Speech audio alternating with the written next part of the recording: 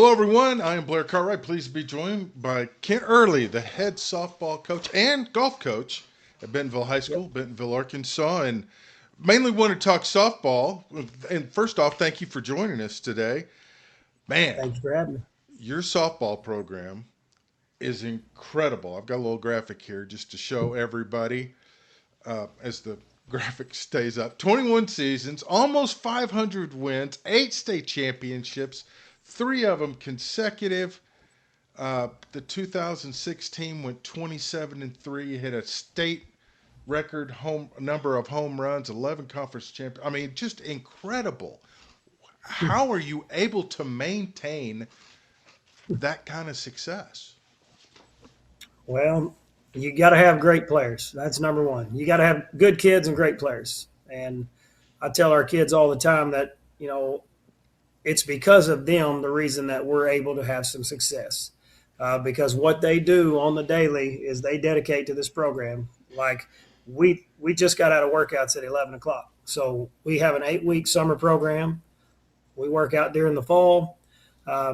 We do a lot of weight training and speed training in the summer, and then in the fall it transitions, and then we throw in softball on top of it. But they're just dedicated to work, and they put in beyond practice hours. They put in their own personal work. So got some really good kids that are just dedicated and they want to be good. And Mm-hmm. and kind of like Nick Saban says, it takes what it takes. And so they put in the effort, they put in the time, and they're talented for it. 3 state titles in a row. That it's as impressive as it is. It's also a lot of pressure too. How do they handle the pressure that comes with that? Because there is an expectation when it comes to Bentonville softball.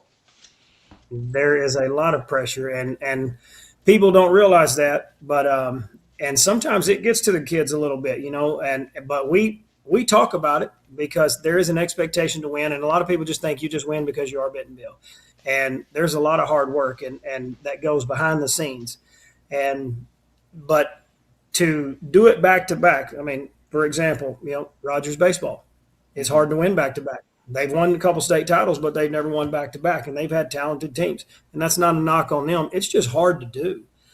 So you have to have a little bit of luck. Yes, you have to have the ball bounce your way. You have to have that 3-2 strike called instead of a ball called. I mean, those things go into play. But it is hard as far as the pressure because those kids don't want to be the team that loses. And so you have that on top of it as well.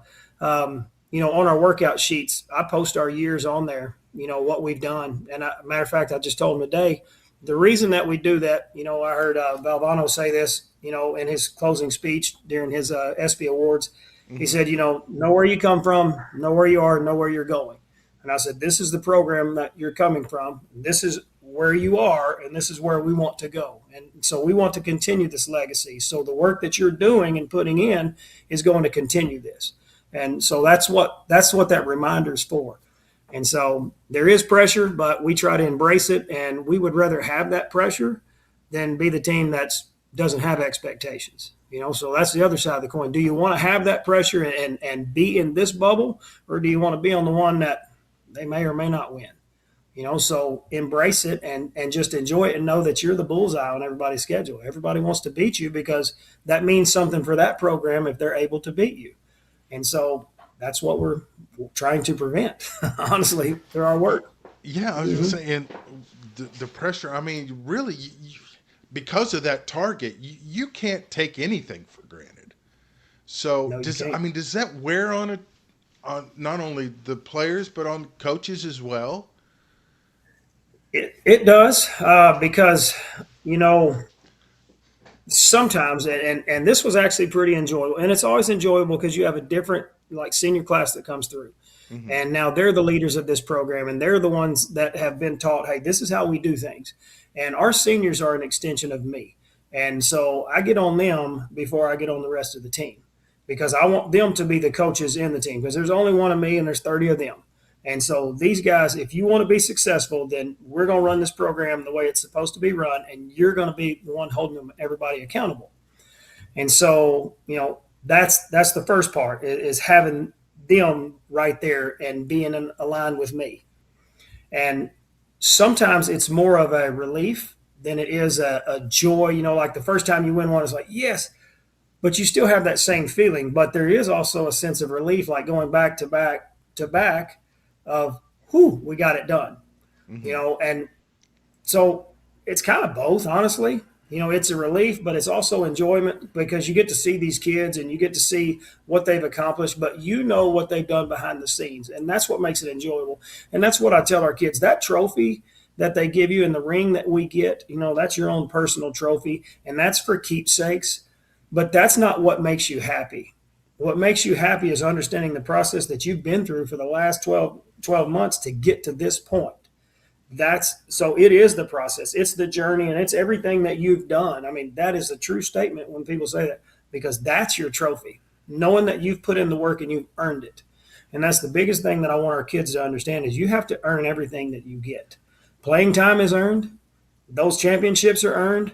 I mean, it's a privilege to play here, and that's how I want them to view it. And I tell our kids all the time, everybody talks about Bentonville and we have facilities and we have resources and this that. Very true. But here's the thing that I make sure our kids understand. Our effort will always be better than our facilities, and our effort will always be better than our resources. And if they're never that way, then we will not be successful. But we're not going to take anything for granted. We are going to outwork everyone. And when they play us, they will understand that. That's where our respect is going to come from, because we're going to outperform. We're going to try to be the toughest team that they play. We're going to be the toughest 21 outs that they have to play against. And that's our mindset going in. And that's why we train every day, because we're trying to do what we do on the daily will take place in game time. And that's what we want. How long did it take to kind of establish, to get that mentality where it became the standard? Because it doesn't happen overnight.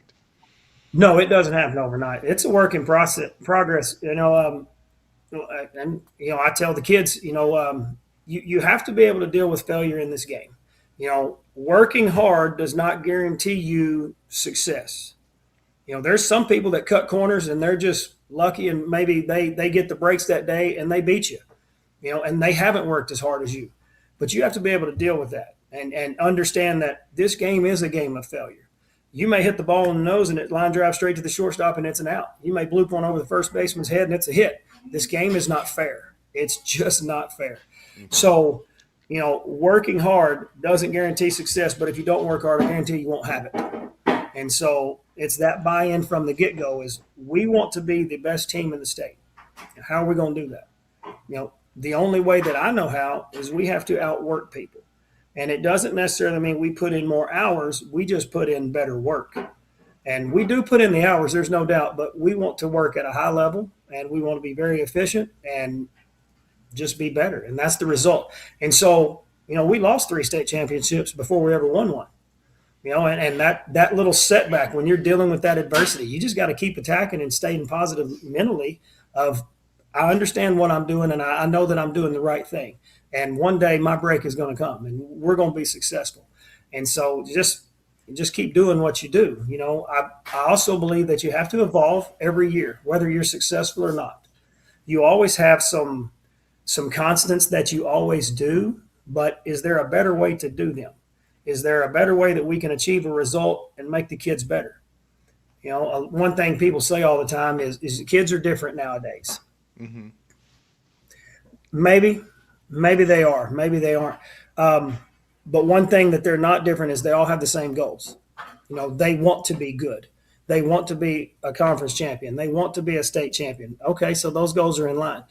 But I don't think kids are different. They like discipline and they like structure. And that's what we're going to give them in our program. We're going to be disciplined to do what we're supposed to do. I'm a big Nick Saban fan. He's one of my favorites. And I tell our kids all the time, if Nick Saban ain't doing it at Alabama, we ain't doing it at Bentonville, Arkansas. Because that guy is probably the best. I mean, he's unreal as far as his success and his attention to detail. And so I feel, hey, our sport is no different. Everything is relative. Girl sport, boy sport, football, baseball, basketball, whatever. It's a process of doing things the right way.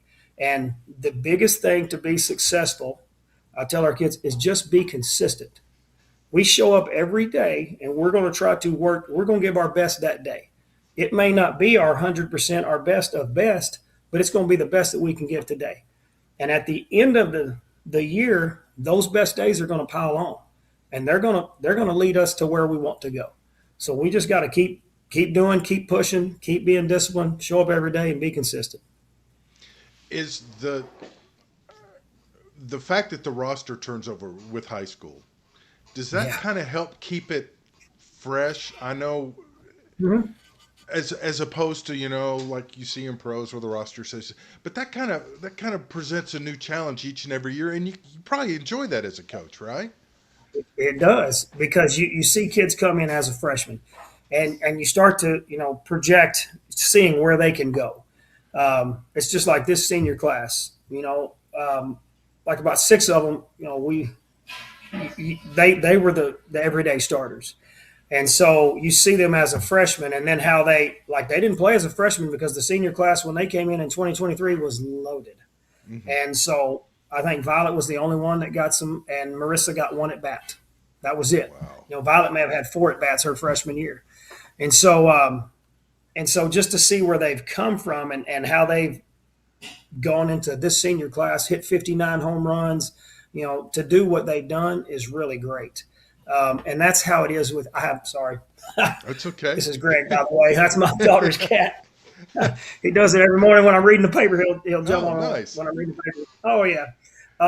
But just to see their growth and where they come from, and then so like even the 23 class when they were seniors, when they were freshmen, we had a big class. That 2021 team that won the championship. So they were there. The 22 team. I mean, every year you just see their growth and their development into the player that you want to be, and it's just awesome. It does keep it fresh because as they grow and get better, you can keep challenging and keep pushing them and try to make them better with that, because their learning curve is so awesome now. It's not as big as it was as a freshman. Now you can challenge them and do a drill and do things that you want to do as far as scheme wise and what we're trying to do, and they can pick it up quicker, and then it's just awesome. It makes coaching easier as far as that goes, because now you can challenge them and they get it, and you can push them, and they love that challenge, but they're good at it. They can adapt quickly, and so it's just awesome. Yeah, you mentioned the hard work, and I don't want people to get the wrong impression. Your teams have fun, though. I mean, it's Oh it's yeah, it's a lot of work, but they're also having fun. oh The yeah, games are fun for them because they put in the absolutely. work, right? Absolutely. That's what I tell them. You know what I call fun? Winning. But, the games are. So I tell our kids this all the time. Games are a celebration of your athleticism. Games are a celebration of everything you've done to get to this point. Like, I'm not coaching during the game. That practice is for coaches, games are for players. I'm going to sit over there and I'm just going to enjoy watching you play. And we're just going to go compete because that's what we're supposed to do. And we know how to do it because that's what we've done in practice. And so now just go get them, and so games are fun. You bet. How did you get started in coaching? What was the factor that moved you into that? So I actually knew since I was about in seventh grade what I wanted to do because, obviously my dad was in coaching. And so that's all I've ever been around. Hmm. My two brothers are coaches. We all got into it because I think we all got the fever. But I remember specifically working in basketball camp for my dad and drawing up an inbound play underneath the basket, drawing up an in where you're screening away and they're rolling back for a wide open shot. And I remember it just working to perfection. And I Uh-huh. thought, man, this is so awesome. This is so cool. And then so just working his camps and basketball camp was the first time that I realized this is what I want to do. Now the sport of softball happened because when UAM went from NAIA to NC2A, they had to add a sport, and so Dad added fast pitch softball. The Hmm. first year it was under a football coach, and they didn't do very well. And then so Dad went to the chancellor and said, we've got to do something. He's like, well, Alvy, why don't you coach it? So now Dad is the head women's basketball coach, the athletic director, and the head women's softball coach. Wow. Could you imagine doing that at any other Man. university? Yeah. Exactly. And so he needed some help. Well, here I am. I'm your guy. So all of us, Preston, Brian, and myself, we all helped Dad in basketball. Dad coached 39 years of college athletics, and his last 4 years, he finally was able to get an assistant. He never had an assistant. He always had to have a student assistant or a GA.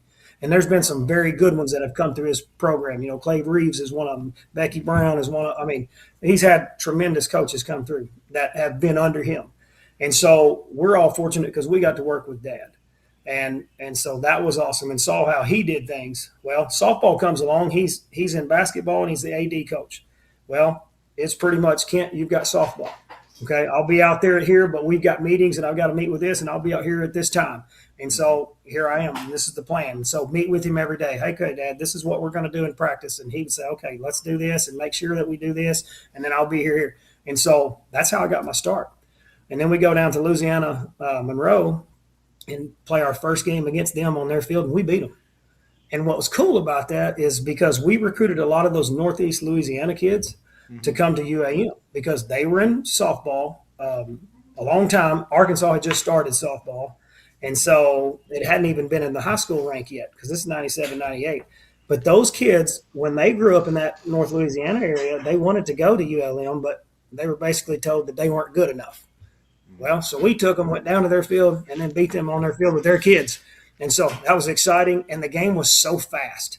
I mean, it was intense. As I just because I remember playing baseball so long and just got done with it, and I thought I'll never go back to baseball again. Like I fell in love with this because I loved baseball and I wanted to do it, but that had me hooked ever since. You know, since 1997 down there at Louisiana Monroe, had me hooked. Nice. Wow. Mm-hmm. Yeah, and you've just been rolling ever since. Been trying, you bet. Yeah, and now we're seeing and softball has just exploded Yeah, nationally. it Um, has. and Arkansas has taken off as well Mm-hmm. collegiately, and so that's filtering through. Now Bentonville's always been big in softball in Northwest Arkansas, but we're seeing it branch in other parts of the states, and that's good for the game, is it not? Absolutely. It is good for the game. You know, what's crazy about Arkansas, I remember when we were at a coach's clinic, I'm actually eating lunch with Ralph Weekly and Pat Murphy, and Ralph Weekly was scheduled to be hired as the first coach. You know, he was like, Ken, I was practicing my hog call, and I know it's maybe bad to say, but he said, Bev Lewis called me and said, we've got to hire someone else. So they did, and they hired Carrie Deaver Boaz, who was great. Yeah. She was awesome, but then she was there a short term and left. You know, and I say that about Ralph Weekly because he went to Tennessee, and one of the first kids he got was Monica Abbott. So Hmm. what if we would have hired him here and Monica Abbott's here? The whole landscape of softball could have been different. But now we have a two-time Olympian. They went to the finals of the World Series like that. You Yeah. know, who knows? But now we've got Deifel, and she's amazing and done an unbelievable job with her and her recruiting, and everything she's done has just boomed the sport. And so it's kind of like a little fever. It spreads there, it leaks down to our level, and just continues to grow. And so hopefully it doesn't stop. Yeah, and Lord knows you've sent many athletes on to the college level. Now we're seeing kids; they're getting so much bigger and faster. Do you think that we will see maybe the field getting too small?